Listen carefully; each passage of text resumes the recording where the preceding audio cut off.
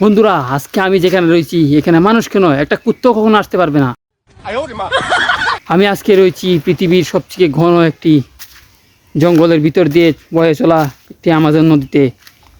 এই নদীতে কীভাবে সারভাইভ করতে হয় সেটি আপনাদেরকে আমি আজকে এই ভিডিওতে বলবো। আমি সকালে বের হয়েছি, এই পর্যন্ত আমি কিছু খাই নাই। আমাকে আগে বিশুদ্ধ খাবার ও বিশুদ্ধ পানি পান করতে হবে, সেই জন্য আমাকে খাবার খুঁজতে হবে। বন্ধুরা, আমি কিন্তু এই নদী থেকে কিন্তু আমি পানি পান করতে পারবো না। তাহলে আমাকে যেটা করতে হবে, আমাকে কিন্তু এই মাটি থেকে কিন্তু পানি বের করতে হবে। তো সেটা করার জন্য আমাকে সেটা খুঁড়তে হবে। নদীর পানি কিন্তু খুবই বিষাক্ত হয় এবং নদীর পানি পান করা কিন্তু উচিত না, সেই জন্য আমি এটা খুঁড়তে থাকবো। দেখেন বন্ধুরা, পানি কিন্তু বের হচ্ছে আস্তে আস্তে।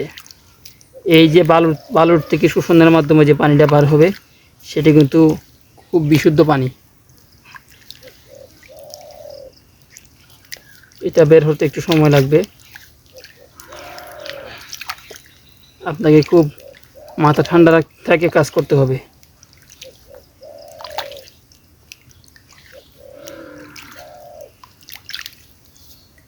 দেখেন, এখানে কিন্তু পানি বের হয়েছে।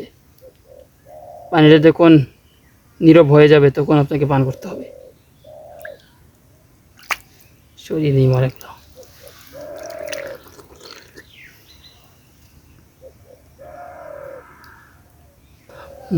আমার খুব তৃষ্ণা মিটল।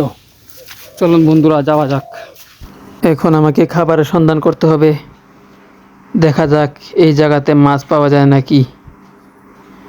মনে হচ্ছে একটা মাছ দেখতে পেয়েছি আমি। ও, কত বড় মাছ! দেখি ধরার চেষ্টা করে, ধরতে পারে নাকি। ও, মাছটা তো পালিয়ে যাবে মনে হচ্ছে। মাছটা ধরতে পারলাম না, একটুর জন্য ধরতে পারলাম না।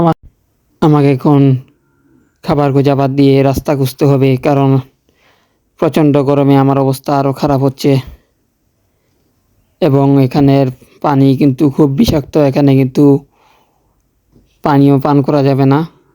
আমি যা পেয়েছিলাম পানি সব কিছু শেষ করে ফেলেছি। বন্ধুরা, আমরা মনে হয় চলে এসেছি মানুষের এলাকায়। মানব বস্তি কিন্তু দেখা যাচ্ছে এখান থেকে। আমরা তো সত্যি চলে এসেছি। আমি পেরেছি। আমি এখন আমাজন জঙ্গলের একদম শেষ প্রান্তে রয়েছি। এটা অসাধারণ।